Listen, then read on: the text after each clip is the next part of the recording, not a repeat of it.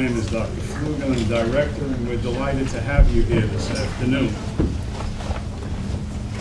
You're here today for part of a program that's going to seem somewhat out of place and some things won't make sense. How many of you have been here to this center studying the Holocaust? Just raise your hand. Okay, good. How many of you heard of the Holocaust? Okay, good. We're on a roll today. If I mention the word Auschwitz, how many of you have heard of Auschwitz? Okay. Auschwitz, we know, concentration camp. Thousands, in fact, almost 1 million people were murdered there. If I take the word Auschwitz and put it next to the word orchestra, how many of you would think that it's possible for there to be in this world the Auschwitz Orchestra? Nobody. Good. I feel very good that nobody feels that way, because those are two words that you say, how could it possibly be a place like Auschwitz have an orchestra? What we have done today is put together a program for you which is going to let you look into some of the things that took place at this time and give you an understanding of human rights and what should be done. And I'd like to introduce Professor Carrie Lane, who is in charge of this program. Thank you. And thank you, Dr. Flug, and thank you, Marissa Berman, for your support for this grant and your contribution to the QCC community. I'd like to extend a warm welcome to everybody here, especially our students, our Holocaust survivors, of course, my esteemed colleagues who are in attendance today. I'd also like to thank Vice President for Institutional Advancement, Rosemary Zins, for your leadership, and my fabulous co-project investigator, Dr. Stephen Dahlke, in the back. Thank you. When architecting this pedagogy project, we had 3 core objectives. The first was that it was student-centered. It was important that students would have a larger voice through direct participation in each colloquium. They would work closely with our visiting scholars. The pedagogy project, which promotes active learning and which would highlight and facilitate their student response. Second, we wanted it to be integrated. This year's NEH Challenge Grant has a cohort of 300 students, 20 faculty members across 5 colleges in 2 continents and across 9 academic disciplines. Lastly, we wanted, with a cohort this size, we wanted to really utilize and fully use QC's cultural and academic resources.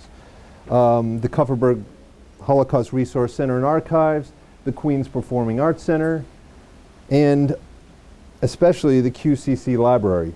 So before I introduce today's wonderful visiting scholars, I want to invite QCC librarians Jean Amaral and Sheila Beck to briefly introduce the NEH Grant LibGuide, a dynamic online library resource which will unify this large-scale pedagogy project. Good afternoon. Welcome, and thank you so much, Carrie, for this opportunity. So we're just going to briefly show you a little teaser of some information that we've put together on a website that we've created for this project. And so the way this library in this institution works is we position ourselves as partners in teaching and learning. So partners in teaching with the faculty, and you'll see that here with the website that we put together, and partners in learning with the students. So the library is here for both of you to contribute to your success in the endeavor of teaching and learning. And one of the things, you might visibly see that by going to our library, you might visibly see it on our website, but behind the scenes, what we're actually doing is curating and preserving information and knowledge. And this website is an example of that curation and preservation of information and knowledge related to this project that will go forward and be there for you for this entire year and into the future. So just a really quick preview of the website. We have the introductory page, which has some resources for you, including the full schedule of colloquia and some other information.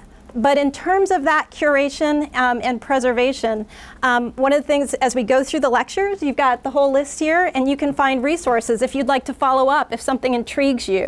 If you'd like to see the scholarship of our two presenters today, that's available for you, as well as additional resources, including multimedia resources. So there's one example of one of the lectures, and I would encourage you all, next Tuesday's lecture with Professor Susan Jacobowitz, we have a wonderful site here with the books that she's going to be talking about, the graphic novels, as well as a video with one of the graphic novelists talking about his work in creating those books. We're also working with the students and faculty in terms of the courses. So we've put together resources that support that, resources from the faculty, and thank you to all of the faculty who have contributed. I'd like to shout out to Professor Jelani Warsey in the room. He's got a wonderful page here with videos and course documents. And so this is not only a resource for QCC faculty and QCC students, it's a resource for educators around the world if they would like to see how this has come together, this particular project in terms of the testimony across disciplines, cultural and artistic responses to genocide. So other educators can come here and see what you all are doing, see the work of the students and see the work of the faculty. And we've got some wonderful videos from another faculty member here, Professor Tony Monahan. And to give you a couple of other examples, Professor Rosemarie Akes, who's teaching a criminology course. We have a radio program about forgiveness.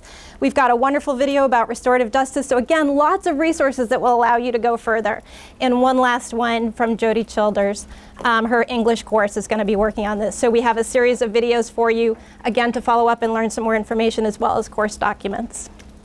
So this is there for you to come back to and visit and learn, and we're going to be posting the videos from the events, so they'll be there. So again, curation of that information and knowledge and preservation into the future. This site will be here for us to go back to and to continue to learn from. So thank you.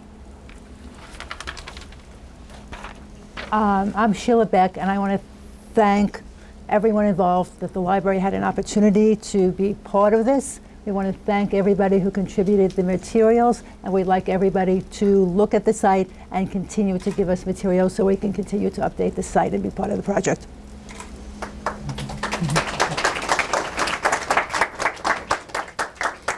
The website is wonderful, and thank you too for your hard work. And the website is open to the public. It's not just for members of the student cohort and faculty cohort. It's open to the larger public. And I quickly want to say to Jean, I know you're transferring to Broome Manhattan Community College. We want to wish you luck. We are sad to see you go. It has been an absolute pleasure to collaborate with you, so thank you.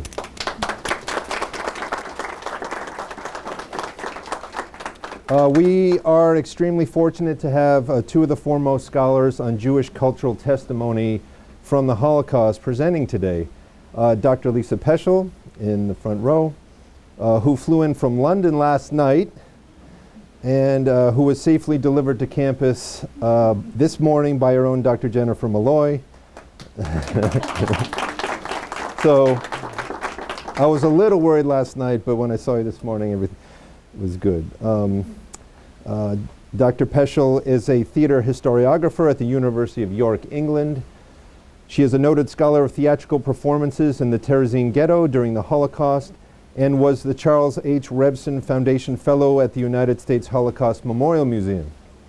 Today, Dr. Peschel will share some of her most recent findings from her book, Continuity and Diaspora, Theatrical Performance in the Terezin Ghetto, including recently rediscovered scripts of comic theatrical performances by Czech and Austrian Jews at Terezin.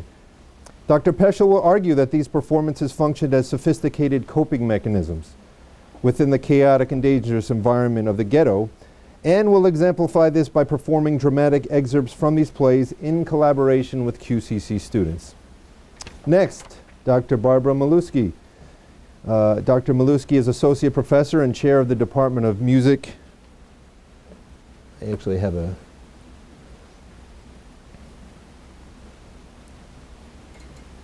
There they are. Wonderful pictures.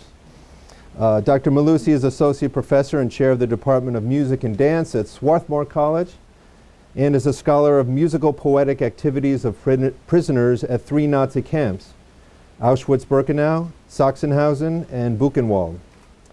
Dr. Malewski is a former Fulbright Scholar and Research Fellow at the Center for Advanced Holocaust Studies at the United States Holocaust Memorial Museum and was a recent recipient of the Limbach Distinguished Teaching Award.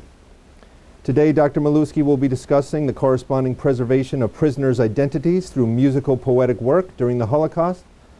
QCC students will also be collaborating with Dr. Malewski, reciting poetry authored by prisoners at Auschwitz. So when I first contacted Dr. Malewski and Dr. Peschel, and obviously seeing how impressive their scholarship was, my initial thought was to have them come independently. And then I thought, if we brought them together, we could have a dream team. And then I asked them what they thought about coming together and presenting together, and they were both overjoyed to do it. So we were very lucky to have them both together here. And then I learned that they both have local roots. Dr. Malewski got her master's degree at SUNY Stony Brook, and Dr. Peschel, wait for this, conducted some of her early research right here at QCC, at the Holocaust Center. So on that cosmic note, please join me in welcoming Dr. Lisa Peschel and Dr. Barbara Malewski back to the QCC campus.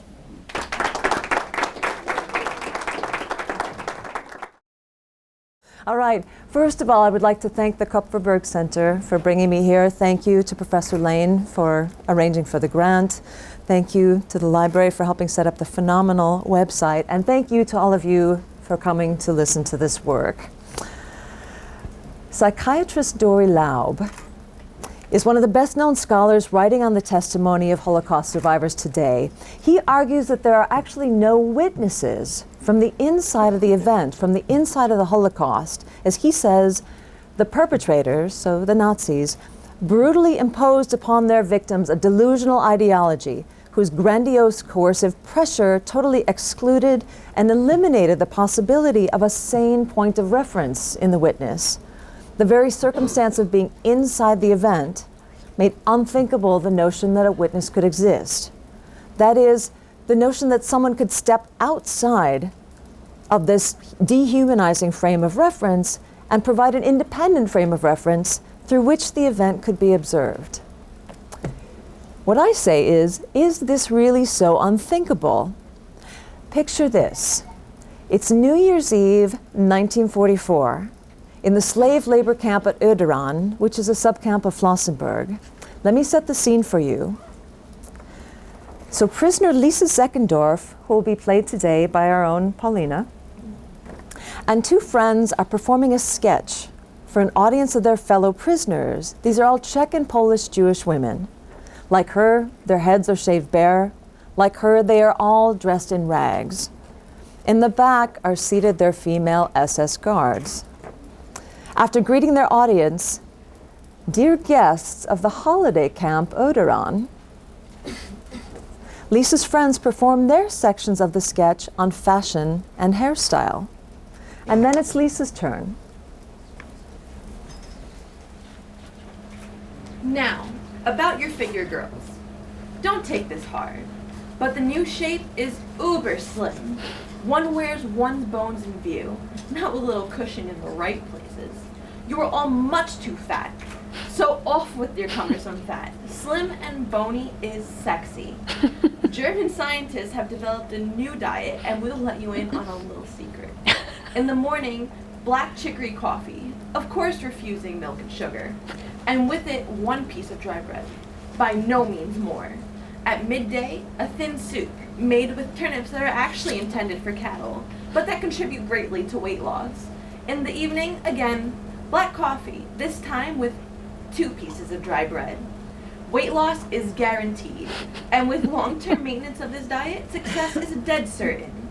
The highest acceptable weight is 80 pounds, but she who can bring it down to 72 pounds is a queen. Lisa strides across the stage, in a dress full of holes, stroking her bare skull, a walking skeleton. She believes herself to be a queen. Curtain.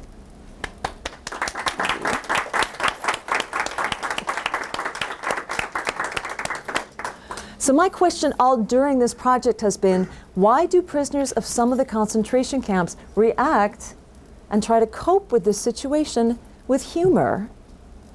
I don't know what this sounds like to you, but I'm going to argue with Dory Laub here because this, to me, sounds suspiciously like a sane and independent point of reference. Dory Laub is, of course, correct when he says the prisoners could not step outside of the concentration camp. But what I'm going to try to convince you of today is that they could step into a space that they created inside the camp, a space of theatrical performance, and create their own sane and safe space. Today, Paulina and Sonia and Jonathan and I are going to show you excerpts from a few of the scripts that were written and performed in the camp where Lisa Zeckendorf was imprisoned before she was sent to Öderan, that is, the Terezin or Theresienstadt ghetto. Terezin is the Czech name, Theresienstadt is the German name. Terezin is easier to say, so that's the name I'm going to use. So these scripts and several more came to light during my research on the cultural life of the ghetto. Certain works that were created in Terezin have become fairly well known. Have any of you seen the children's opera Brundibar? Okay, keep your eye open for it. It gets performed actually fairly often. Or children's drawings. A lot of the children's drawings created in the concentration camps are actually from Terezin. In fact, dozens of musical compositions and hundreds of drawings have been preserved from Terezin. But scholars thought that most of the prisoners' theater works had been lost until very recently. During my interviews with survivors from 2004 to 2008, several previously unknown scripts have come to light. And those scripts have been preserved. And they've now been published in this book that I edited called Performing Captivity, Performing Escape. So everybody go out and buy this book immediately. Yes, please do. Look in the library if you don't want to buy your own copy. So today I'm going to argue that theatrical performance in Terezin became a virtual safe space.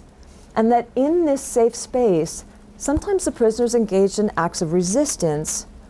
And what I call resistance are performances that actually express defiance against the Nazis. However, I think the cultural life served a much more urgent purpose for the prisoners. It increased their resilience. That is, their ability and their will to keep fighting to survive in spite of the traumatic events that were happening in the ghetto. So why do I think so? According to psychiatrist Judith Herman, there are 3 steps that people who've experienced traumatic events need to go through in order to recover psychologically. They need to create a safe environment for themselves. They need to construct a story about the traumatic event. And as she says, they have to engage the full traumatic imagery of the event. So not just a superficial story, but a story that really captures the full emotional impact. And then they have to mourn the losses, what they've lost from that event.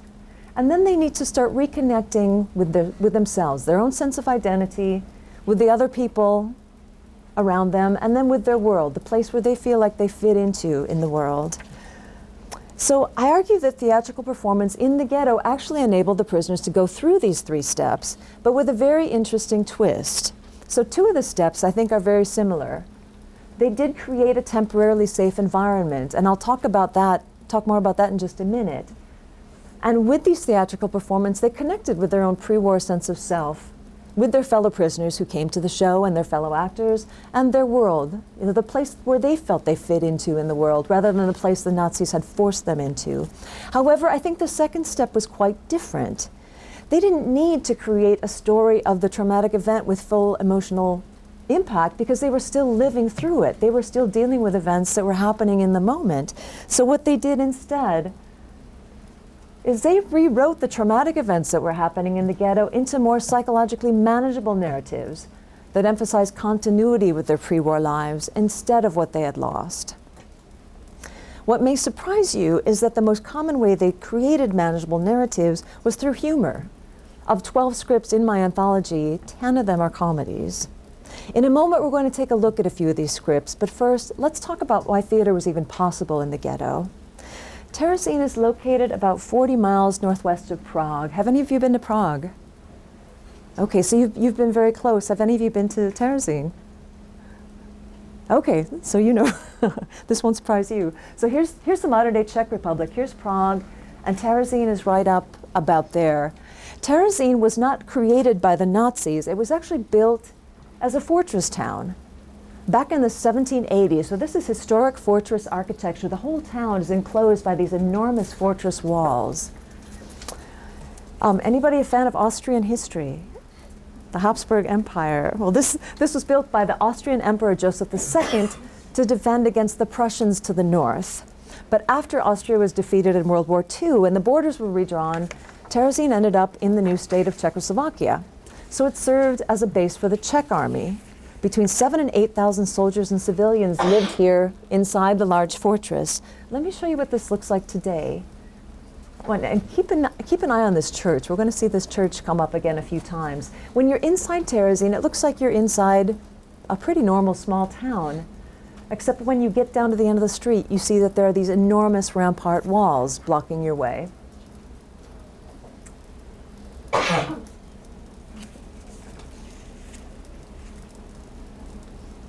So after the beginning of World War II, the small fortress, that's this, up on the top right, you can see the small fortress, that became a Gestapo prison for political dissidents. And the large fortress, which you see in the center, became an extremely overcrowded Jewish ghetto, with transports constantly coming and going, and a population that fluctuated between 40 and 60,000 people.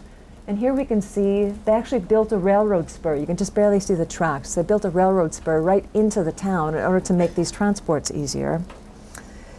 So why the incoming and outgoing trains? Terezín's main function was as a transit camp, a place where the Nazis gathered the Jews of Central Europe before sending them on to the death camps and the slave labor camps. Oops. And as you can see here, you've got the arrows coming into Theresienstadt, mainly from Czechoslovakia, Austria, and Germany, but also from several other Central and Western European countries. But in order for Terezín to function as a transit camp, the Nazis kept conditions relatively livable, so that news that might leak out of the ghetto didn't make the Jews resist the transports to Terezín. The Nazis also lied about the destination of the outgoing transports, so the prisoners wouldn't resist those. They told them they were going to a work camp. They told them they were going to build a new ghetto. As you can see from the outgoing arrows, the majority went to Auschwitz, and most of the others went to death and slave labor camps. So in Terezín, we've got two very unusual conditions. We've got relatively, and I emphasize relatively, livable physical conditions, and we've got prisoners who think they're going to survive. They don't know about the gas chambers. They don't know where these outgoing transports are going, so they have a reasonable expectation, especially the young and healthy prisoners, that they're going to make it through the war. So in these conditions, a stunningly active cultural life sprung up that was initiated by the prisoners. The first cabaret-type performances began in the barracks shortly after the ghetto was established in November 1941. So this first performance that we know about was already in December 1941, just shortly after the first transports arrived. The Jewish Council of Elders, that is, the so-called Jewish self-government of the ghetto, requested permission for these performances from the Nazi commandant, and the commandant granted permission. Apparently, as long as the trains were coming in and going out, they didn't care that much about what the prisoners did in Terezín. So from these very humble beginnings, the cultural life of the ghetto expanded. And by summer of 1944, theatrical performances were taking place in at least 18 different spaces in the ghetto, ranging from very, very simple attic spaces to actually relatively well-equipped performance spaces. This one actually has some stage lighting. These spaces were administered by the Freizeitgestaltung, the Office for the Administration of Leisure Time, which was a branch of the Jewish self-government that oversaw lectures, concerts, theater, and other cultural activities in the ghetto. By the way, when I talk about the cultural life, we need to keep in mind that over 33,000 people did perish in the ghetto, mostly of hunger and despair. But again, the young people who were involved in the cultural life firmly believed that they were going to survive. The Nazis allowed this, and in fact, in 1943, they actually began to encourage it. They had decided to let representatives of the Red Cross come to visit Terezín to try to convince the outside world that all the news about concentration camps was just anti-German propaganda. So they embarked on a major project called the Stadtverschönerung, or the city beautification. They forced the prisoners to renovate the ghetto to try to make it look presentable for this visit. Here's a little before and after. Here's the main square before the renovation. This is what it was supposed to look like after the renovation. The cultural life of the ghetto did play a role in this visit, which took place in June of 1944. The visitors stopped briefly at a concert. They visited a children's playground where one of them took this picture. And they went to a performance of the children's opera Brundibar.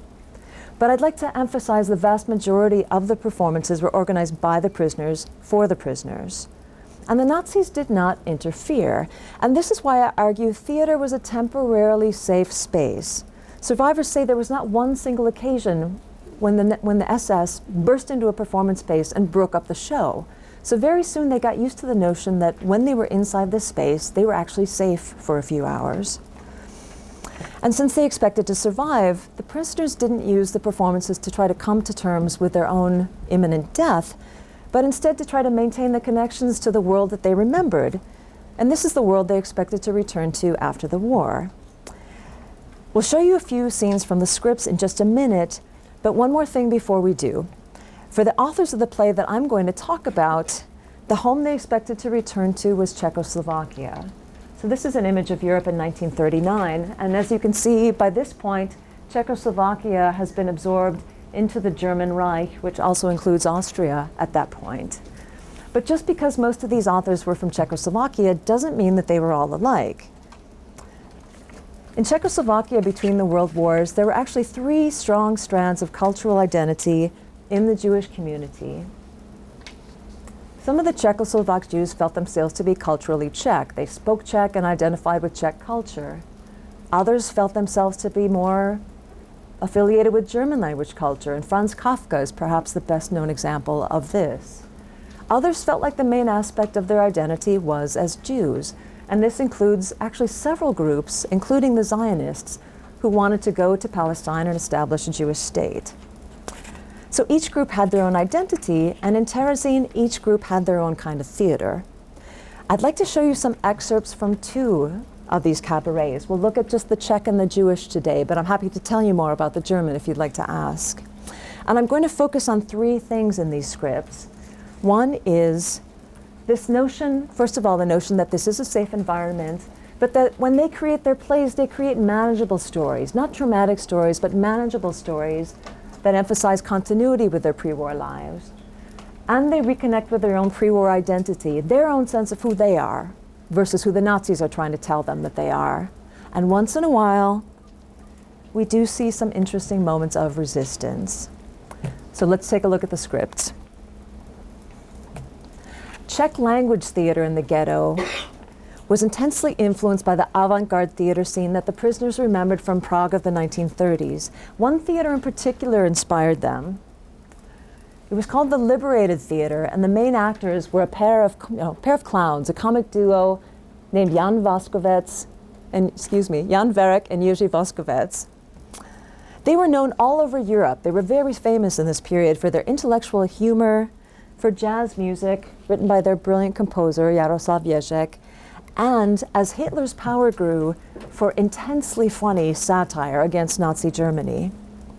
So let's look at one Terezin script, which the survivors of the ghetto recognize immediately as being inspired by Voskovec and Verek. It's called Laugh With Us. And here's a poster from the ghetto. A lot of these images that I'm showing you are posters that were created by artists in the ghetto. There was a workshop where the Nazis were asking people who had been artists before the war to create graphs and charts and other documents for them. But in their off hours, they used the materials there to create things that interested them, like these posters, souvenir posters from these performances.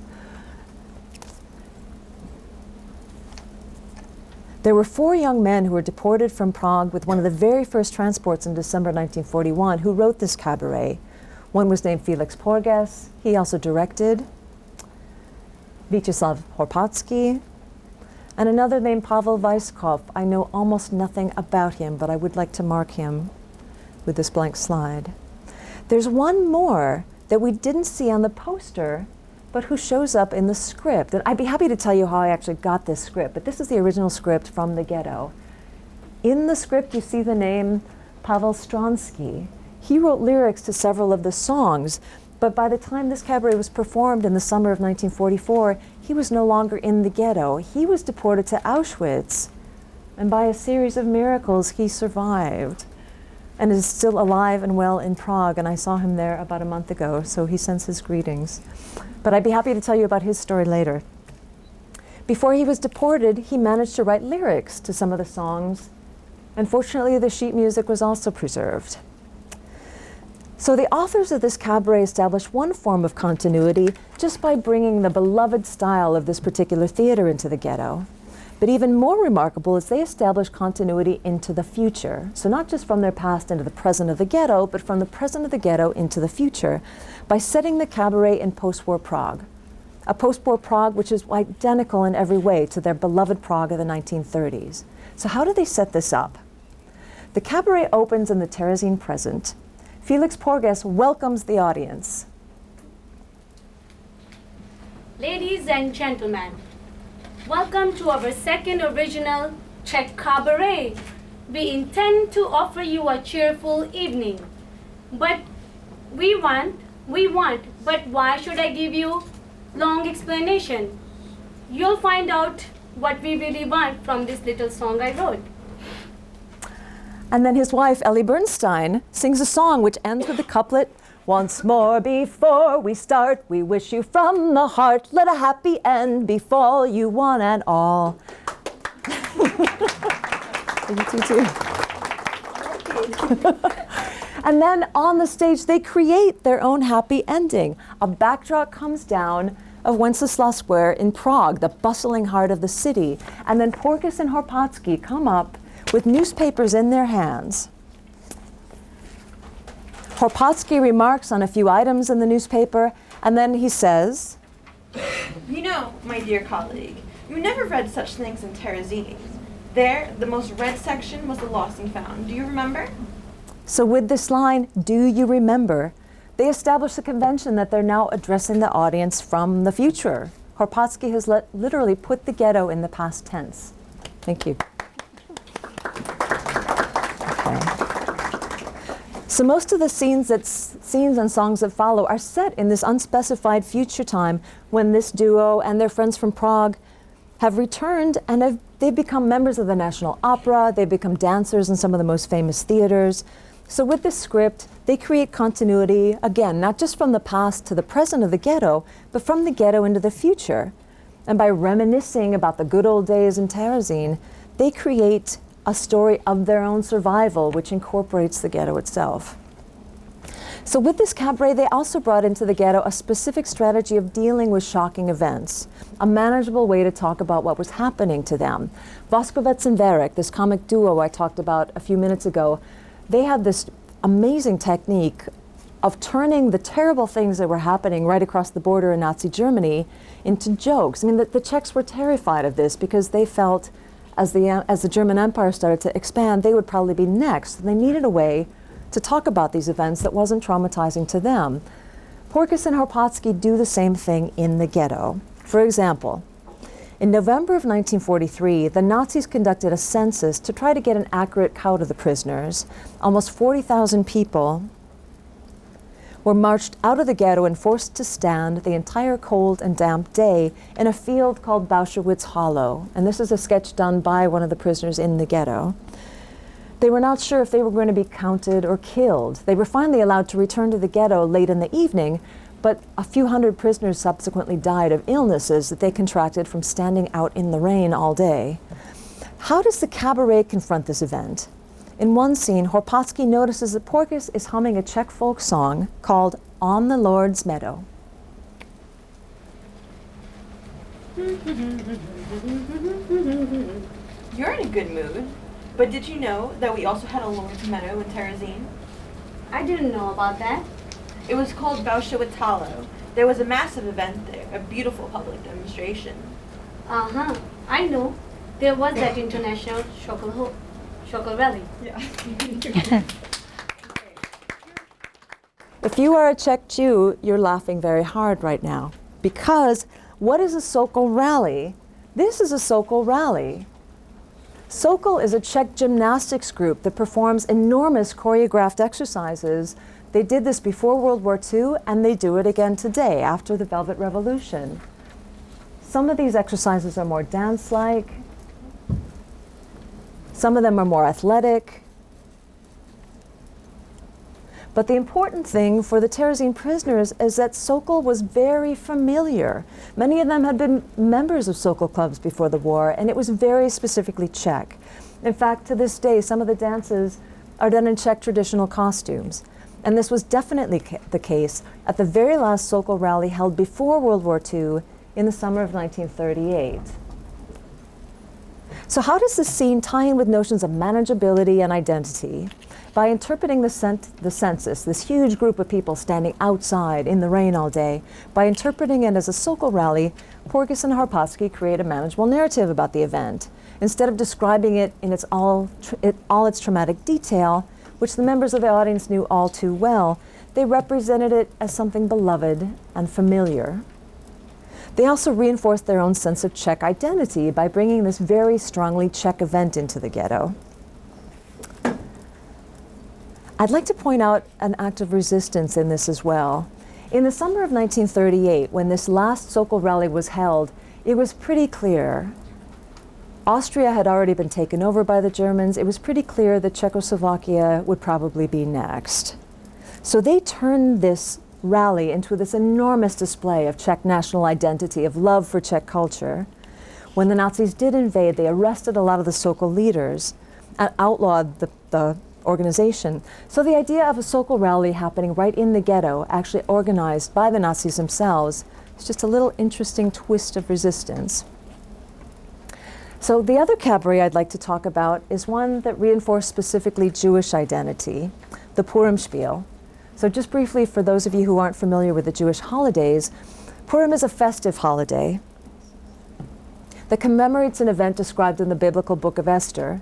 In the 5th century BCE, the Jews in Persia were saved from their enemies through the bravery of their young queen Esther, who told the king about his minister Haman's evil plot against the Jews.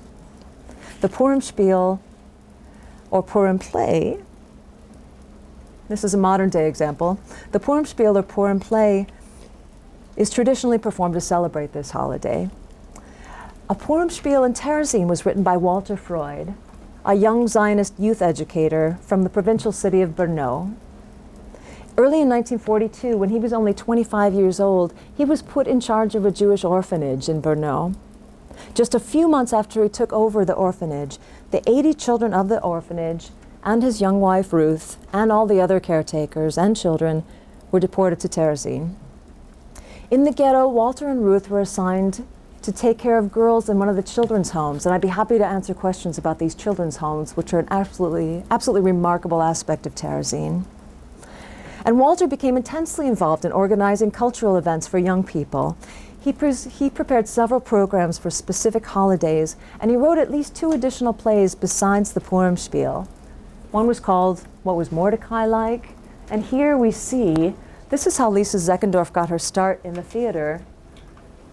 She was in one of his plays, at least one of his plays. Another performance that he wrote was for the Jewish holiday of Hanukkah. But the German language Purim Spiel is the only text that he wrote that's come to life so far. And again, I'd be happy to tell you about how this actually came to light. The Purim Spiel is structured like a cabaret, with short sketches alternating with musical numbers, and according to the souvenir poster, it was performed in March of 1943. Now, the Purim Spiel establishes continuity from the pre-war past into the present in several ways. The most obvious is that it perpetuates this tradition. Purim Spiels have been performed for hundreds of years to celebrate the holiday, and even in Terezin, they continued this tradition. The Purim Spiel established another form of continuity for the German-speaking Jewish youth that Freud worked with. A lot of the German-speaking Jews in Czechoslovakia were very assimilated and probably didn't even celebrate many of the holidays anymore. So Walter Freud, as a Zionist youth educator, used German language culture to try to familiarize these young people with a Jewish culture that they weren't very familiar with anymore. Another aspect of Jewish identity for the Zionists in the ghetto was solidarity. They worked very hard to create tight-knit communities, the communities that they expected would stick together in the face of the hardships they expected to face when they emigrated to Palestine. In the Purim Spiel,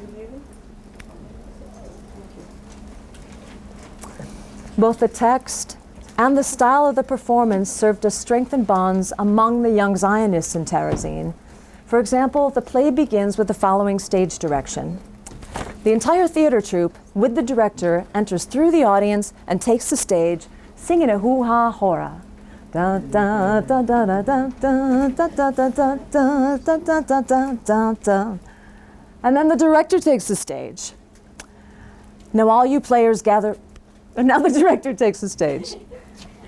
Now all you players gather around, look at what an audience we found. To watch the scenes that you'll perform, women plain and fair form.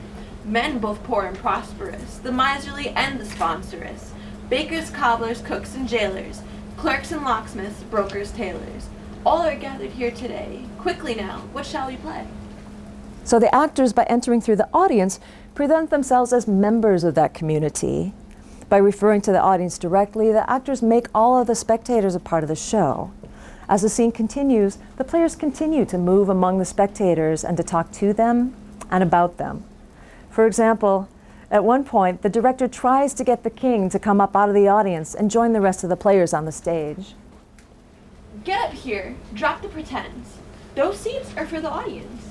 I'll tell you why I'm here. Too witty. I'm looking for a place to sit.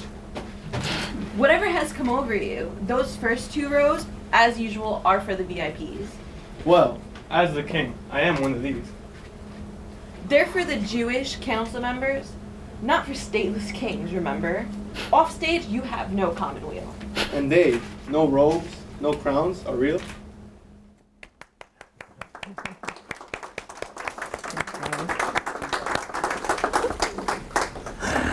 It's quite likely that some of the members of the Jewish Council of Elders, again, the Jewish leaders of the ghetto, were actually present at the performance. The deputy head of the ghetto in spring of 1943, Jacob Edelstein, was a Zionist, and the performance was held in building B5, as you can see at the very bottom of the poster. This is where the council's offices were located. But instead of treating them solemnly, instead of treating Sonia solemnly as an honored guest, they brought them into the community, not as people to be nervous around, but as people to joke around with, as members of their community. This joke, however, in its own way, is just as dark as Porges and Horpatsky's joke about the census. On one hand, it's true that the Jewish council members who were dressed in civilian clothes would not look as powerful as the king might expect them to look. On the other hand, as all the prisoners and the council members knew, their power wasn't real. They, no robes, no crowns, are real. Everybody knew that any command by the Jewish Council of Elders could be overturned at any moment by the Nazi commandant. So with the Purim spiel, Freud created a way to express what they all knew and feared, that they were all ultimately at the mercy of the SS, but in a comic and psychologically manageable way. So in conclusion, and here we see this church again. This is actually one of my favorite images from the ghetto. This is a set design for an operetta called Girl of the Ghetto, and I'd be happy to talk more about that. So the story of Purim has a happy ending. How does the story of Terezin end? In September of 1944, so just a few months after this Cabaret Laugh With Us was performed, mass transports from Terezin began that sent over 18,000 people to Auschwitz, and most of those to their deaths. Those who were left behind in Terezin, about 10,000 people, mostly women, children, and the elderly, struggled to keep the ghetto going, and by early spring 45, conditions in the ghetto had stabilized somewhat. By that point, it was absolutely clear that the war had to end soon. But instead of the moment of triumph that they were hoping for, the end of the war was an extraordinarily traumatic moment. In April of 1945, just a few weeks before the ghetto was liberated by the Russian army, prisoners from the death marches started to arrive in Terezin. As the Russians advanced from the east and the Western Allies advanced from the west, the Nazis tried to hide the evidence of the concentration camps by making the prisoners take to the road and march away from those approaching armies. Thousands of people ended up in Terezin. Starved, ill, and horrific stories of their experiences. As one singer from Terezin, Hedda Grob, related in her post-war testimony, once the prisoners from the death marches started to arrive, we recognized the reality. And that from that point on, all singing, playing, and distracting ourselves stopped. We just didn't feel like singing anymore, end quote. But I personally find it quite interesting, considering just how much the Terezin prisoners used humor to create psychologically manageable stories, that her next sentence, and this is the last sentence of her testimony, is this: I can say that Terezin was the longest and the worst paid engagement in my entire musical and theatrical career. Thank you. Please stand up. And thank you. Thank you to Sonia, Jonathan, and Pauline. And we are about 2 or 3 minutes ahead of schedule. If you could share with us how you got a hold of those scripts.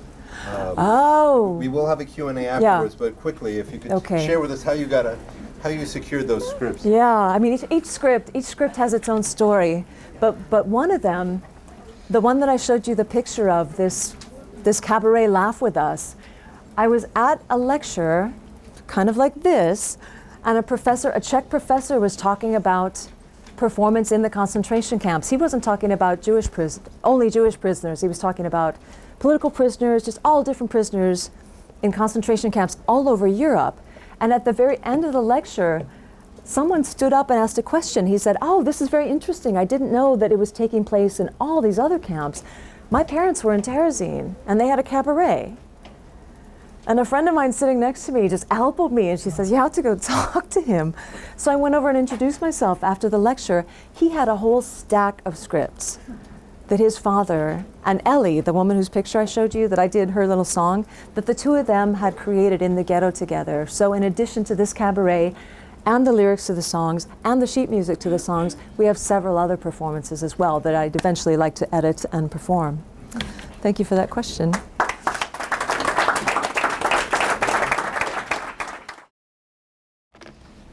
I'd like to begin by extending a warm welcome to Carrie Lane for inviting me here, and for the Holocaust Center for hosting this terrific event.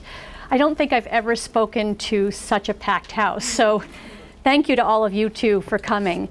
It's really a pleasure to see so many faces in the audience. Okay, can everyone hear me okay? Yes, good.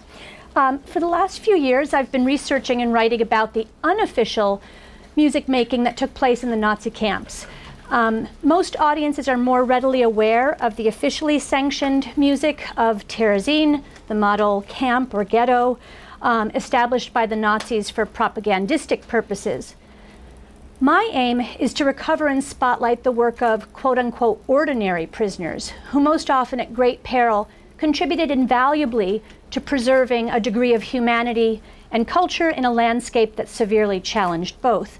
And I think what you'll hear in this talk is many themes and ideas that will resonate with what Dr. Peschel was talking about. There are very, very interesting similarities. In doing so, I hope to shed further light on what it meant to be a prisoner in the Nazi camp universe, keeping in mind all the historical messiness that word implies.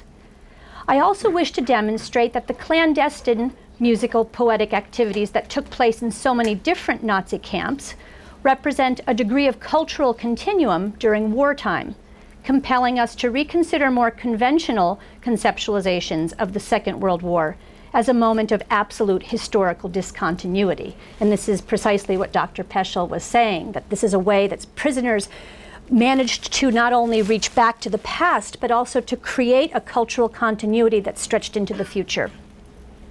But for now, I'll leave these larger aims aside and instead speak a few words about Krystyna Żywulska and her camp creations. Krystyna Żywulska is best known as the author of Przeżyłam Oświęcim, I Survived Auschwitz, her candid and moving account of life and death in Auschwitz-Birkenau. Published in Poland in 1946, Żywulska's memoir represents one of the earliest and most significant contributions to Polish literature on the Holocaust. Less known, but no less important, are Żywulska's songs and poetry created during her imprisonment. And here I'll just give you a photo of Przewólska just before the war. The neglect of her songs and poetry is at least twofold. Scholars until very recently have considered popular camp songs created by non-professional composers as aesthetically inferior to so-called art music. Prisoners' songs, like those of Przewólska's, have also endured marginalia status because they challenged the persistent notion that prisoners were victims solely acted upon by their Nazi oppressors, a historical canard that has risen from a fear of undermining the enormity of the tragedy of the Holocaust. Yet these remarkable works, like those of other prisoners in numerous Nazi camps, offer valuable insight into the daily experiences and cultural activities of prisoners in captivity, sensitively reflecting simple truths and an insider's perspective on camp events in the process of their unfolding. They are, in the essence of things, critical reportage, the stuff of historical documentation. As importantly, perhaps even more so, they also reveal the unlikely birth of a literary and satirical talent. In this respect, Przewólska's camp creations also affirm art to have been, for some prisoners at least, a fundamental aspect of their humanity, a natural means to satisfy the life of the mind or comfort the heart. At times, Przewólska's creative process relies on parody song, and by that I don't mean necessarily ha-ha. I mean the process of taking a pre-existing melody and adding a new text to it, the fastest means of generating a new musical work. In other instances, Przewólska plays the folk poet, responding spontaneously to the perverted system of the camp out of an inner need to bear witness.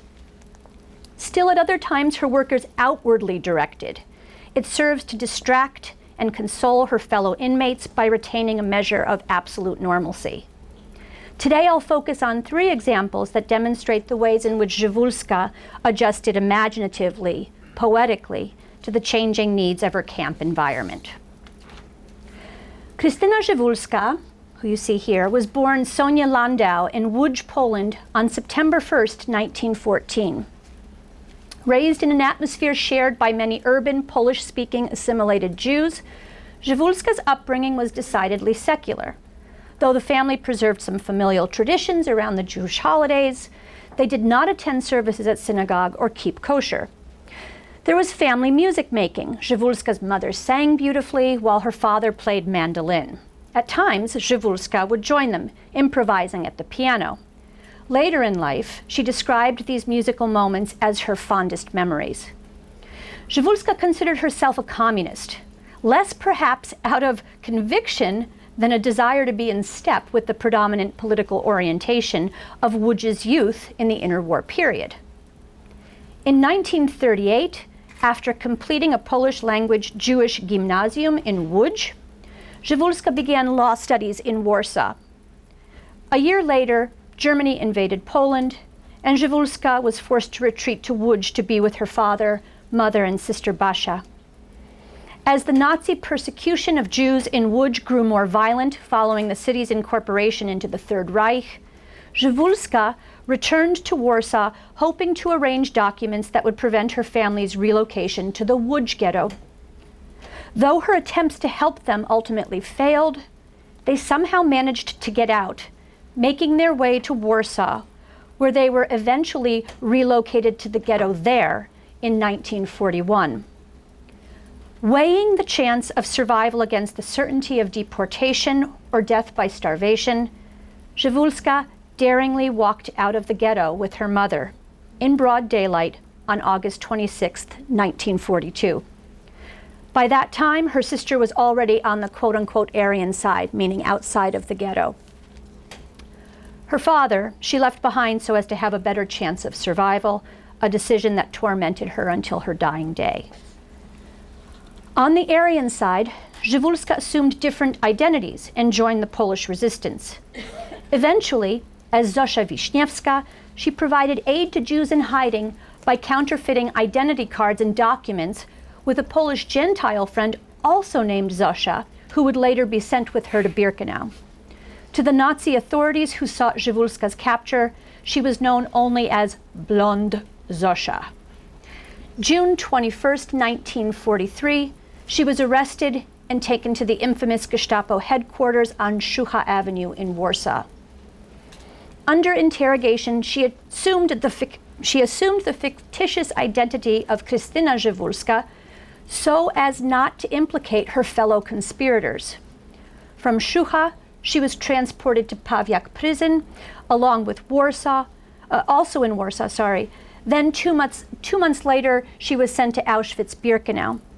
She was registered in the camp on August 23, 1943, as a Polish political prisoner, number 55,908. Though according to her own account in Przeżyłam Oświęcim, she had never before written poetry, in Birkenau, Przewalska began creating verses, at first in order to endure the endless roll calls to which prisoners were subjected. Fellow inmates eager to learn her poems memorized and disseminated them beyond an immediate circle of friends. From among the many accounts that corroborate the impact of Przewalska's creations, actress Maria Zarembinska, a fellow survivor, writing in November of 1945, so just shortly after the war, recalled, quote, "Krystyna's poems became very popular. They were recited everywhere, literally during every free moment, in the latrine, digging ditches, during return marches from the fields, but naturally only when the authorities were not close by, and in our bunks in the evening, when it seemed that a person was already so dreadfully tired that all she could do was collapse, stone heavy, and fall asleep. Even then, whenever it happened that a new verse came, you lifted your head, the tiredness flew away, and you listened, or you copied it down," end quote. Among the most popular was a poem named Wymarsz przez bramę, March Out Through the Gate, which first sarcastically records the reality of marching out to labor details beyond the camp. It then calls on her fellow inmates to persevere, presenting them with a vision of Liberation Day, when she and her comrades will finally have a chance to take revenge. It is a powerful, empowering poem, and I want to just show it to you here. You can see by reading the English translation to yourselves, you can see that it has this really incredible rhythm to it. It's an empowering poem, and it's easy to understand why so many women would have risked their lives to recite or write it down. It does nothing less than cunningly usurps control of the Nazis' very own sadistic, ubiquitous, deafening march to deliver a potent message of revenge.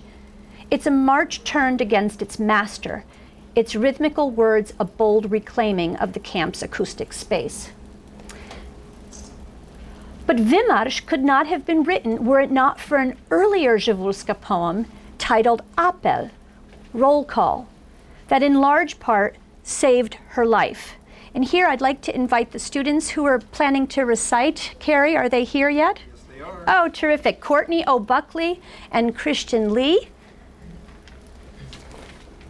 Hello. Hello. Come join us.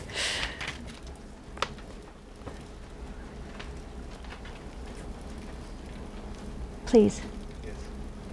Roll call by Przewalska. Over Auschwitz, the sun rises, pink, bright streaks across the sky. We stand in a row, old and young, while the stars above expire. All of us stand for the morning roll call every day, whether it's fair or foul, and one can see on the faces of many only despair, pain, and longing. But maybe now, in this hazy hour, at home a child is crying. Maybe my mom is remembering me. Will I see her ever again? It's sweet to imagine that maybe now my beloved is thinking of me. What if, good God, forbid, they came for him? While the action beautifully continues, as if at a filming session. Not far away at the intersection of two paths, someone arrives by stagecoach. They dismount with grace, slowly. Azur aufzehren, we transform into pillars of salt, into nothing, into nonsense, into numbers. Then they count us with proud content, they of the higher race.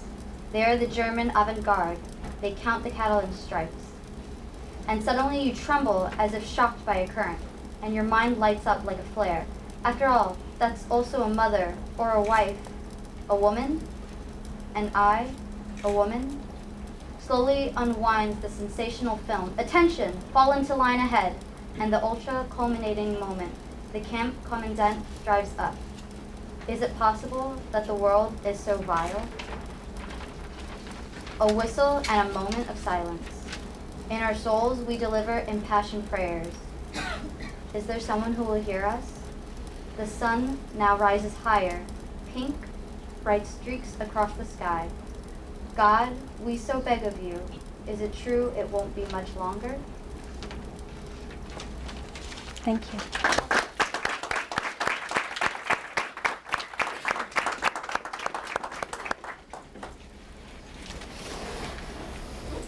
A well-positioned prisoner named Vala Konopska, who had been in the camp longer than Przewólska, and let me show you a picture of her here, heard the poem, and so struck by its honesty and insight, sought out its author, offering protection to a near-death Przewólska by placing her in the sauna, the central shower and disinfecting building, where she registered prisoners. It was an indoor commando. But Przewólska soon fell sick with typhus and found herself in the camp hospital. Once more, Konopska intervened, giving her a legally obtained medicine that all but ensured her survival. In a 1965 questionnaire she filled out, Przewólska explained, quote, "If I survived typhus, it was only thanks to an injection I alone received in the barrack during my night of crisis." Vala Konopska obtained the quote-unquote heart injection, and it was determined that I, as a quote-unquote camp poet, would get it. By that time, Konopska, who worked in the office of the camp Gestapo, knew Przewólska was Jewish. The camp command had called Przewólska in for questioning during the first phase of her illness. But Konopska was determined to save her camp poet, conspiring with a fellow worker to destroy Przewólska's interrogation records. And here I just want to make clear that the dominant Polish resistance movement that during the war, the AK, which stood for Armia Krajowa, or Home Army, also had an underground network that was at work in the camp. After Przewólska survived the worst of her illness and was released from the hospital in February of 1944, Konopska placed her in the Effektenkammerkommando. Her poet, for the time being, would continue to write. Work in the storage facilities for the personal effects confiscated from arriving political prisoners was considered among the best you could get in the camp. Prisoners assigned to this type of labor squad were safeguarded against harsh physical work outdoors and had ample opportunity to illegally obtain food, clothing, and other valuables. After April of 1944, when they were relocated to a more remote sector of the camp that was really on the periphery of Birkenau. Remember, Auschwitz was two camps, really. It was Auschwitz I and Auschwitz II, Auschwitz II having the name Birkenau. And at the very top of this sprawling camp were the woods that after which the camp was actually named, Birkenau. And so they were moved to this very, very remote sector that was where the crematoria were, and the gas chambers and the crematoria, and where the transports were moved in. So if you can just sort of get a visual of being sort of removed from the rest of the barracks of Birkenau. Once they were moved to that remote sector of the camp, they lived together in less crowded barracks, they were allowed to wear civilian clothes, and they were released from both roll calls and selections. That's very, very important. Yet for all of their privilege, the Effektenkammer workers, located directly adjacent to Crematorium 4, could not escape the sight, screams, and stench of the relentless daily mass killings taking place literally just a few yards away. Przywólska also could not escape the constant fear of her Jewish identity being discovered by her fellow inmates. Though this mattered none to Wala Konopska, it was not at all clear to Przywólska that her fellow workers in the Effektenkammer Commando would be as sympathetic. As Przywólska recalls, quote, "I was afraid. I was not only a Jew, but then I was also a communist. Nothing could be worse, right?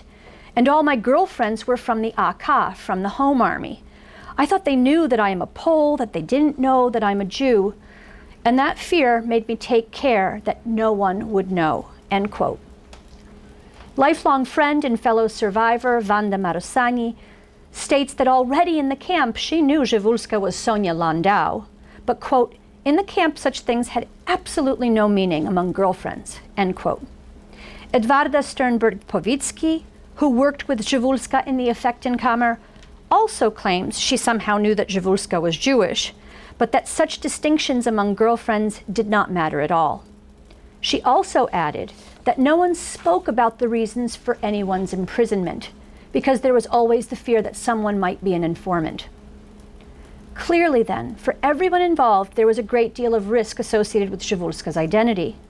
Otherwise, Przywólska's girlfriend certainly would have let her know that she had nothing to fear, that her secret was safe with them. But for Przywólska, there was also the impossible condition of witnessing the mass murder of fellow Jews at close range, and the private fear of being found out to be one of them, a double horror shared only by a number of other Jewish inmates who had found themselves in the same situation, meaning had been taken into the camp as politicals, not as Jews. It was under these circumstances that Przywólska wrote some of her most provocative poems.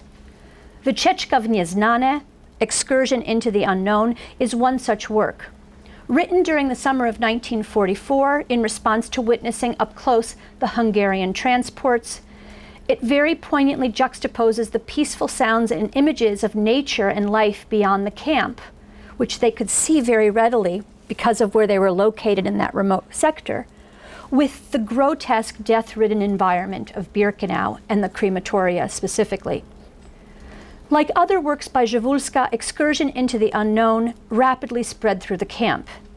Back in Auschwitz I, a male inmate, presumably moved by the content of the poem and wishing to preserve it, set it to music, modifying when necessary Przywólska's text to fit the alternating melodies of the international hit songs Santa Lucia and Gloomy Sunday.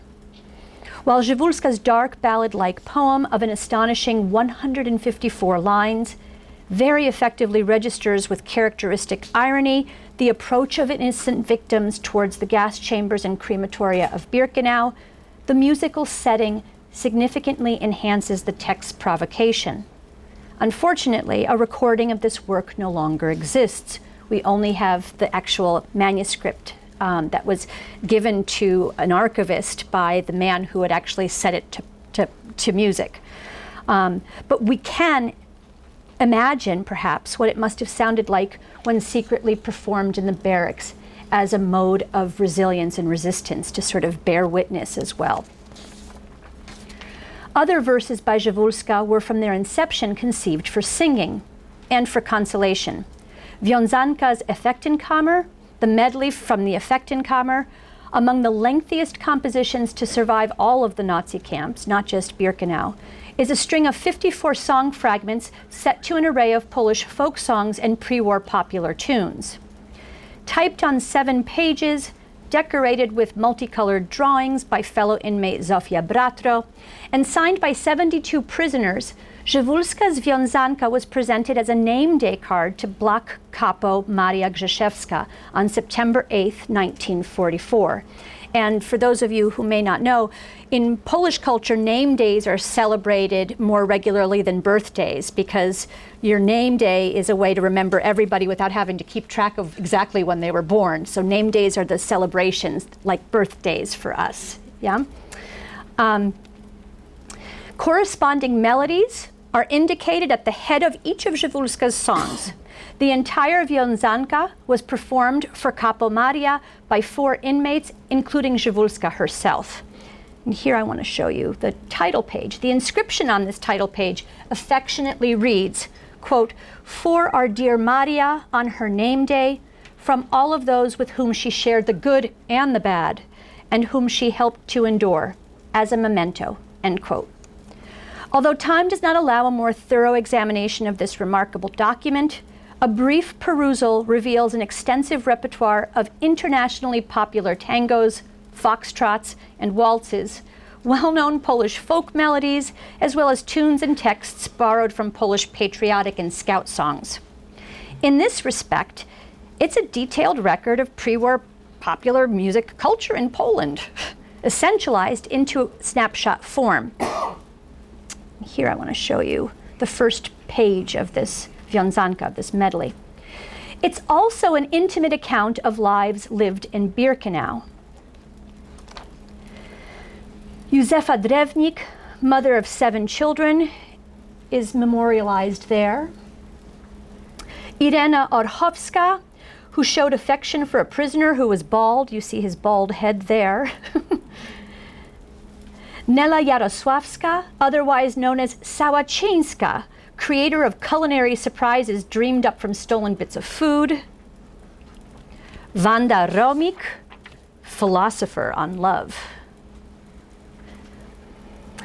And of course, Maria Grzeszewska, the kind-hearted dedicatee, who's mentioned here. These women, and many others, prisoners all, were allowed for a moment to be vibrant individuals, not merely numbers. Here, fellow survivors from the Effektenkammerkommando, Irena Wiśniewska at 94 and Alina Dąbrowska, 92, sing one of the couplets from this medley about finding a bit of hanky-panky behind the storage sacks to a tune of the well-known Polish 19th century soldiers' song, Wizja Schildwacha. And I want to just show you where that is. That's here. And I'm going to play for you this excerpt.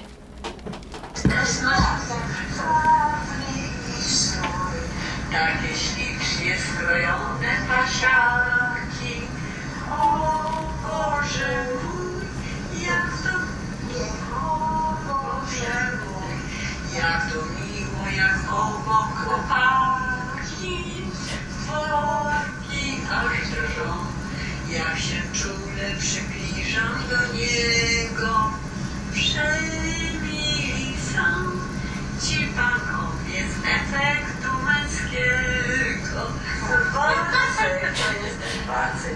Okay. Przewólska's texts in this melody depart dramatically from the sober reportage of excursion into the unknown, the urgent need there to psychologically process mass murder. So lighthearted and playful are these short characterizations of Przewólska's Effektenkammer friends that one could mistake them for something created in an entirely different setting than a death camp. Indeed, after the war, Przewólska herself was reluctant to disseminate the work, wary of the possibility that uninitiated readers would draw the wrong conclusions about life as a prisoner in Birkenau. Here she explains the frivolous nature of her medley. Quote, based on medley from the Effektenkammer, written in haste and created in circumstances that were absolutely exceptional, it is easy to imagine Auschwitz as an idyll. You get the sense at times reading it that the text was written at a boarding school for young ladies. The medley was, for me, an exchange of gratitude, a way to make myself and others believe that freedom will come. We had no idea by what miracle and what that word meant. We only wished to find ourselves beyond the barbed wire. A naive, sentimental expression of our longings, and one of many attempts to disconnect ourselves from the realities of the camp.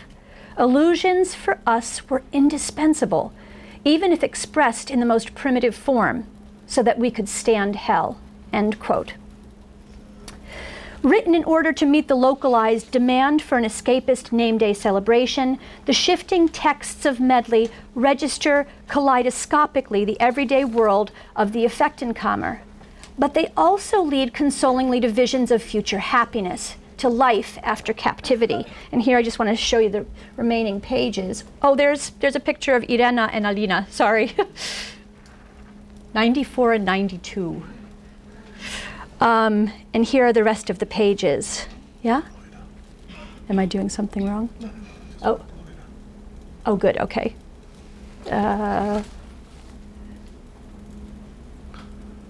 No? There, thank you. Yeah. Here's the bald prisoner playing his accordion. And there's the home that they're all hoping to return to. Towards the end of 1944, Przywólska also composed one other parody song that I am aware of, Marsz o Wolności, March of Freedom. For the song's music, Przywólska borrowed the tune from a popular Soviet mass song, Moskva Maiskaya, composed in 1937. And now I'd like to play for you a fragment of this very, very catchy Soviet mass song. And I have to move here, sorry to do that. And make sure that it's not too loud. Okay. Here's Moskva Maiskaya, Moscow in May.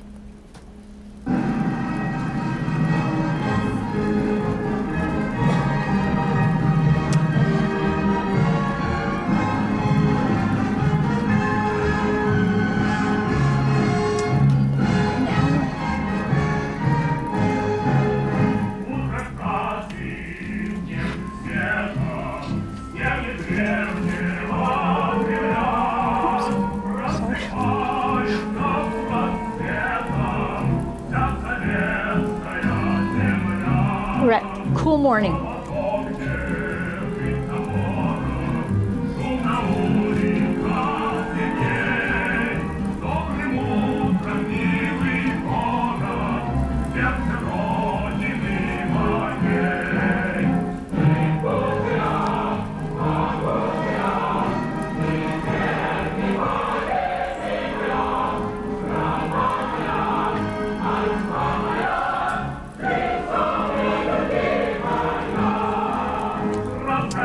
Okay, and it goes on.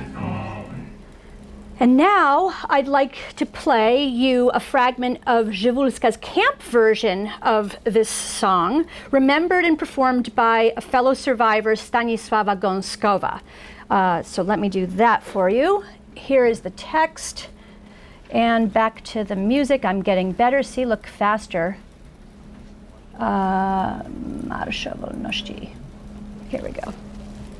Takie miejsce jest na świecie, to nie bajka, a muzeum, w którym dzieje się wiecie, wiele makabrycznych scen, 500 minut wymiłują, jak zachęty jakiś stan, kresko minut nie purpurą, to przeklęte wirkę ma. Więc status był, więc strefy znów. Here she forgets the text.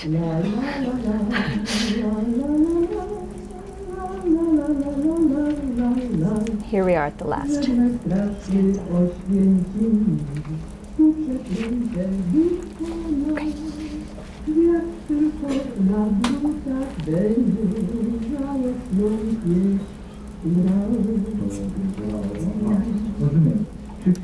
Okay. Given that Przywólska's song text follows closely the sentiments and images conveyed in the original, it seems likely that she wrote it to meet an immediate demand for music that could provide communal uplift. Just a few months later, March of Freedom was sung by prisoners including Przywólska during their forced evacuation from Birkenau. Przywólska escaped from this so-called death march on January 18, 1945. The exact number of Przywólska's camp poems and songs remains uncertain, but at least 32 complete texts survive. All are invariably marked by a vivid realism, and while sarcasm and irony prevail, Przywólska's compositions seldom lapse into despair. Rather, they most often exude life, specifically Przywólska's own will to live, and deliver a powerful message of resistance. That several of these creations have survived in numerous variants with alternate titles and accompanying music is a testament to their widespread popularity and the profound impact they made on the inmate populations of Auschwitz and Birkenau. Everyone I interviewed confirmed that her works were highly prized. After the war, Przewalska remained in Poland, married Leon Andrzejewski, a prominent official of the communist secret police. She had 2 sons, one who turned out not to be Leon's. Her post-war life was as extraordinary as her wartime survival and certainly merits its own detailed discussion. But so as to hit the basics in the time that's left, she worked as a writer, mostly of satire, contributing pieces to the magazine Szpilki and fashioning satirical monologues commissioned by illustrious Polish actors that were played on Polish radio. She was also a successful songwriter. In 1966, her song Żyje się raz, You Live Once, became an instant hit in Poland when it was debuted by the Polish chanteuse Sława Przybylska, another Holocaust survivor incidentally. While it's easy to understand the appeal of the song, the timeless narrative of love, love lost, and the perseverance nonetheless, a swirling, intoxicating waltz matched artfully to the repetition of the turnaround, You Only Live Once, a fabulous voice. To know its author's life is to understand and appreciate the song's meaning that much more deeply. Its poetic candor is nothing less than a natural continuation of a verse style that Przewalska gave life to in Birkenau. It's Przewalska's credo, one formed by a life of risks taken over and over again. And I'd like to end by playing you You Live Once, okay? At least just a fragment of it.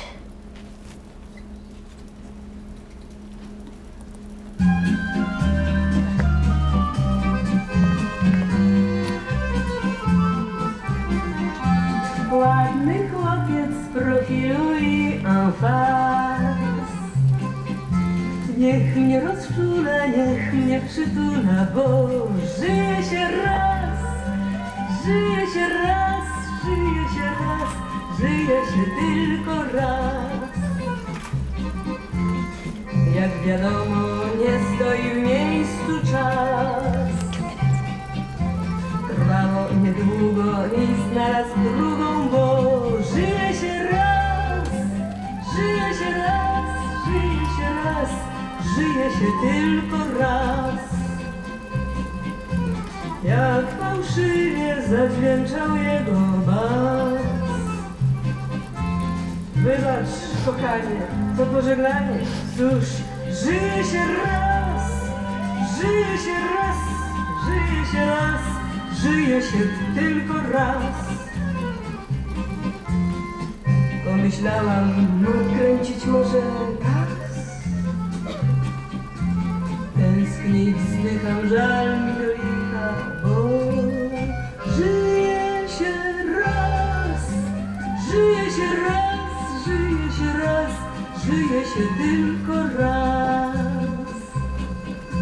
Gra jak w kartach, to dwójka, a tam as. Czasem tak bywa, że ktoś wygrywa, więc żyje się raz, żyje się raz, żyje się raz, żyje się tylko raz. Czy z rąk pustych, czy z pełnych złota kas. Ból spływa częściej, a rzadziej szczęście, choć żyje się raz, żyje się raz, żyje się raz, żyje się tylko raz. Drzewa kwitną i wiecznie szumi las. Słońce gra cieniem, miłość cierpieniem, a żyje się raz, żyje się raz, żyje się raz, żyje się tylko raz. Thank you.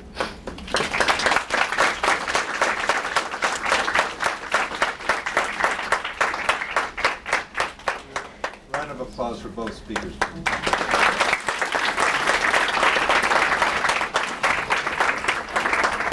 We have 10 minutes for question and answer and group discussion. And while that's happening, Marissa Berman will be handing out a survey to all the attendees today. So we'll open it up to questions. I'm curious to know what led you into studying these particular topics. Did you fall on it by accident? Was it a family situation? Would you like to start? You start first, please. I don't have any family connection. I taught English in a small town south of Prague back in 1992. Just a few years after the East Bloc opened up, and I went to Prague several times during that year. And while I was there, I saw these children's drawings, and when I first saw them, I didn't even realize that they were from the ghetto. I saw them in an exhibit, and I thought, wait a minute. Because I couldn't really read Czech at the time, but in the captions there were the years 1942, 1944, and then the name Theresienstadt, and I put it together. Okay, these were drawings probably done by kids in a concentration camp. And then later that same year, I was in the Jewish quarter in Prague, and somebody was handing out flyers for music compositions that had been created in the ghetto, and I thought, well, it wasn't such a huge surprise that the children would be doing drawings, but that adults would be composing music. What kind of place was this? And that was, and I kind of filed this in the back of my mind. 5 years later, I decided to go back to graduate school and do a degree in playwriting, and for some reason, this is the topic that came back to me, and that's how I started working on it. Yeah, and I actually was a graduate student when I first came to the United States Holocaust Memorial Museum as a summer intern. I had heard that they needed Polish language speakers, and I'm a heritage speaker of Polish. My mom is from Poland, and so I wanted to offer my services to the museum if they needed translation work. And it just so happened that my first day coincided with the arrival of this massive archive of Polish language concentration, mostly Polish language concentration camp songs that had been amassed by a survivor of Sachsenhausen who himself was not Jewish. He was a political prisoner, but who had very comprehensively spent his entire post-war life devoted to preserving the memory of these inmates who otherwise would have been forgotten. And I went on to finish my dissertation on Chopin and then immediately took up this topic, and I haven't looked back. Thank you.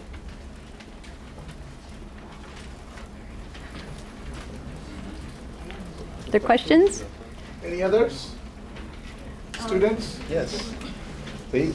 Yeah, I'm just curious because we heard what happened to Przewózka after the war. Do you know what happened to one of the people you talked about after the war? Yeah, so Lisa Seckendorf, the one who did the fashion show, she survived the slave labor camp, and she was a Zionist when she was in Terezin, and she went to Palestine after the war, which then became Israel, and she still lives there today. She's in her 90s. The duo, the photographs I showed you of Porges and Horpatsky and Stransky, Porges and his wife Ellie survived. They were actually in the ghetto until the very end of the war, and they just went home to Prague at the end of the war. Stransky went on this path through, he was deported to Auschwitz and went to a slave labor camp, and then ended up on one of these death marches back in Terezin at the end of the war, but recovered from typhus and is still alive in Prague and has 2 sons and 4 grandchildren.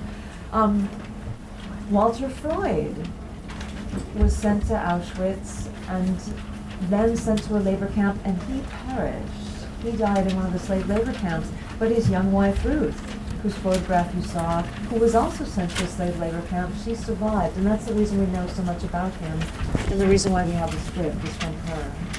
But it's really startling, because these posters that survive of the performances, with a lot of the shows that were done by young people, even though many of them were then sent to Auschwitz and sent to slave labor camps, those casts almost always have about a 50-50 survival rate, which is absolutely remarkable in the context of the Holocaust. I really do believe this kind of resilience and solidarity that they developed in the ghetto kept protecting them during their path through the other camps.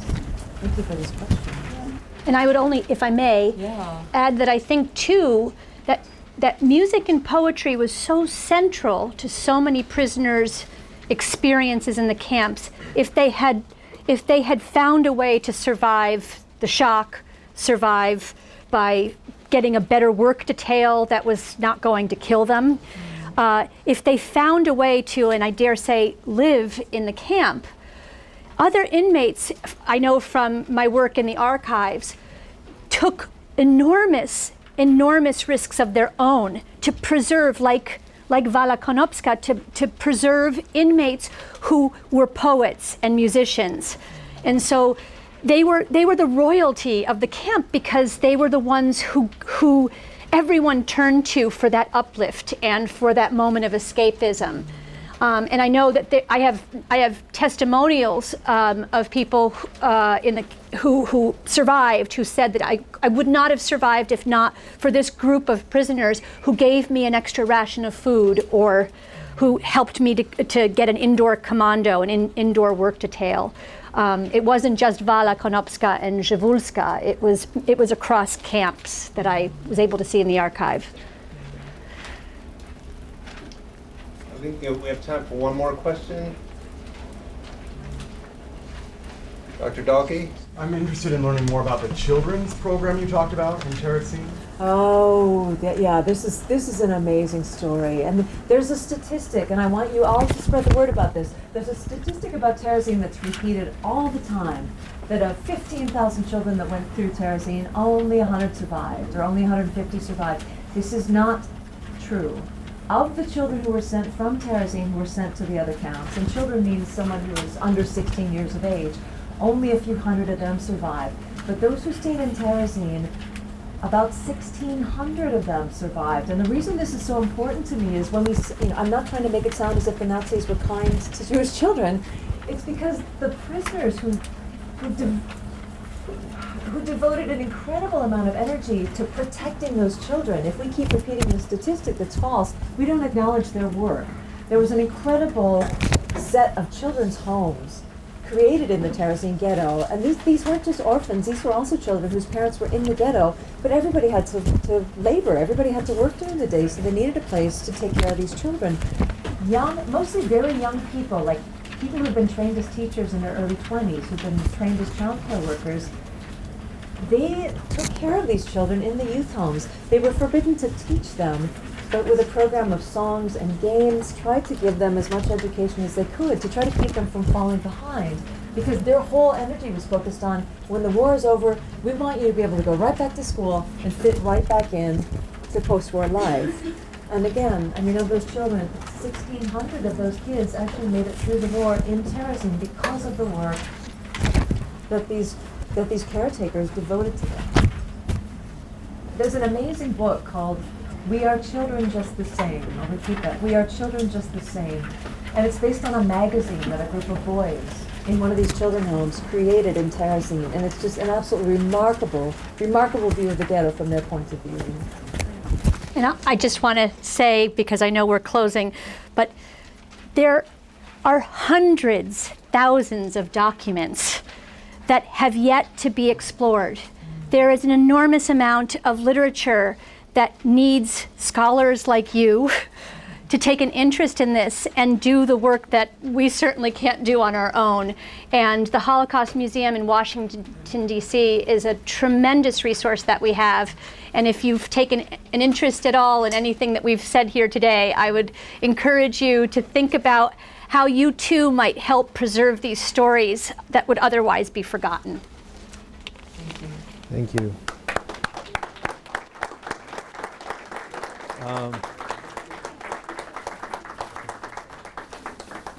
Dr. Peschel and Dr. Milewski will be here for 15 or 20 minutes should you want to speak with them individually.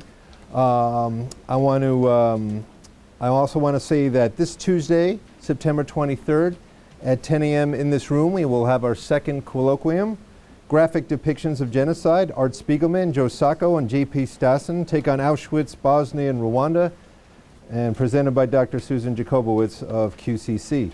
And lastly, and you guys indeed were the dream team today, we want to present you with a thank you QCT T-shirt to each of you.